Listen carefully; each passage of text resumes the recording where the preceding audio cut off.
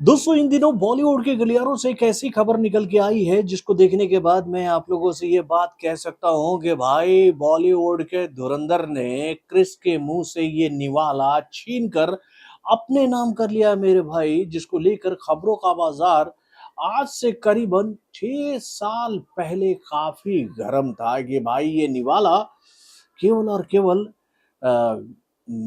Greek God जो है ना बॉलीवुड के, यानी कि भैया क्रिस के मुंह में ही जाने वाला है। लेकिन कहते हैं ना भाई, जो हो निवाला जिसके नाम का लिखा होता है भगवान, वो निवाला उसी के मुंह में डाल देते हैं। तो ऐसा क्या हुआ है कि जिसको देखने के बाद पब्लिक ये बात कह रही है कि भाई अगर ये फिल्म रणवीर सिंह के खाते में चली गई है तो भाई रणवीर एक और ऐतिहासिक फिल्म बॉक्स ऑफिस पर देने जा रहे हैं, जिसको देखकर रिकॉर्ड बुक खुद से कहेगा आओ और अपने सारे रिकॉर्ड तोड़कर कुछ नया बनाकर जाओ। तो क्या है ये मैटर, चलिए मैं आपको बताता हूँ।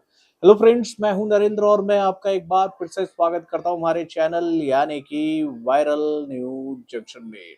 तो दोस्तों, आज से कई साल पहले यार, कई साल पहले एक पुस्तक की चर्चा भैया बॉलीवुड में बहुत हो रही थी, क्योंकि ये पुस्तक जब मार्केट में आई थी तो भाई इस पुस्तक ने भैया सोशल मीडिया प्लेटफॉर्म को नहीं, उस वक्त हर एक मीडिया को हिला कर रख दिया था। उस वक्त तो सोशल मीडिया प्लेटफॉर्म जो था वो इतना स्ट्रांग नहीं हुआ था, बस सोशल मीडिया प्लेटफॉर्म जो था उस वक्त एक्टिव हो रहा था। लेकिन भाई उस दौर में इस पुस्तक की यानी कि भैया इमॉर्टल ऑफ मेलुहा की काफी चर्चा हो रही थी, जिसको लिखा था अमीश त्रिपाठी ने।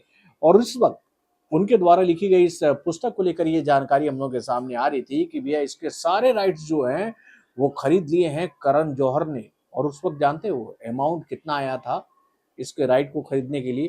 तो बताया जा रहा था कि भैया 1200 करोड़ के कीमत पर ये राइट परचेज किया गया है इमोर्टल ऑफ मेलुआ का। और भाई इस पर करण जौहर बहुत जल्दी ही फिल्म बनाने वाले हैं, जो कि एक बिग बजट मूवी होगी। और इस फिल्म में ऋतिक रोशन नजर आएंगे। ऐसी कई सारी खबरें उस वक्त बॉलीवुड में काफी फैल रही थी। उस वक्त तो मैं बॉलीवुड में ही काम कर रहा था। तो जब ये खबर हम लोग के सामने आई थी उस वक्त तो हम लोग ये बात कहते थे कि भाई अगर ये फिल्म बन रही है तो इस फिल्म में अगर हमें काम करने का मौका मिल जाएगा तो भाई हमारा जीवन धन्य हो जाएगा। लेकिन उस वक्त ये बातें जो थी वो गॉसिप गॉसिप और गॉसिप ही रही।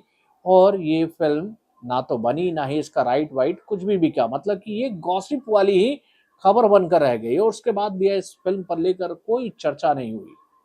अब जाकर इस फिल्म को लेकर चर्चाओं का बाजार तब गर्म हो गया है जब रणवीर सिंह को ये बात समझ में आ गया है कि भाई इस वक्त पब्लिक किस तरह की फिल्मों को सिनेमा घरों में देखना पसंद कर रही है। यानी कि भाई जिस समुदाय का उपेक्षा बॉलीवुड के बड़े बड़े मेकर कर रहे थे, भाई उस समुदाय का प्रेम देखकर भाई रणवीर सिंह ने ये बात कहा है कि भाई धुरंधर को जब इतना प्रेम मिला है इंडियन जनता का, तो अगर मैं इस फिल्म पर काम करूंगा तो नो डाउट भाई उपेक्षित जनता जो है वो हमारे साथ जुड़ जाएगी और ये बात कहेगी कि भैया चलो एक बार फिर से बॉलीवुड सही ट्रैक पर धीरे धीरे आ तो रही है।